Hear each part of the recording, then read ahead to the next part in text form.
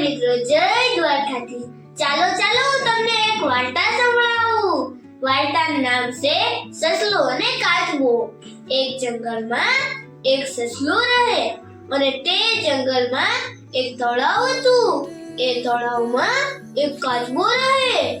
એ સસલું તો ખૂબ અભિમાની હતું અને તેણે કાચબાને નીચો દેખાડવા માટે કહ્યું કે કાચબાભાઈ ચાલો આપણે દોડવાની રેસ લગાવીએ।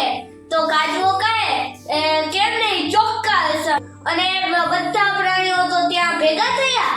વાંદરાએ સિસોટી વગાડી અને રેસ શરૂ કરાવી અને સસલું તો ખૂબ ઝડપથી દોડવા લાગ્યું। કાચબો તો પોતાની ગતિ પ્રમાણે ધીમે ધીમે ચાલ્યા કરે અને સસલાએ તો પાછળ ફરીને જોયું તો તેને લાગ્યું કે ઓહો, આ કાચબો તો કેટલો ધીમે ચાલે છે।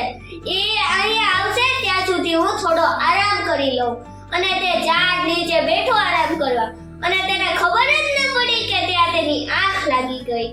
અને કાચબો તો ધીમે ધીમે ચાલ્યા કરે અને તે વિજય રેખાની નજીક પર આવી પહોંચ્યું અને ત્યાં સસલાની આંખ અચાનક ઉઘડી અને તે જોયું તો કાચબો તો કેટલો આગળ હતો અને તે તો ખૂબ ઝડપથી દોડવા લાગ્યું, પણ તે વિજય રેખા પાસે પણ પહોંચી શક્યું નહીં અને કાચબો તો રેસ જીતી ગયો।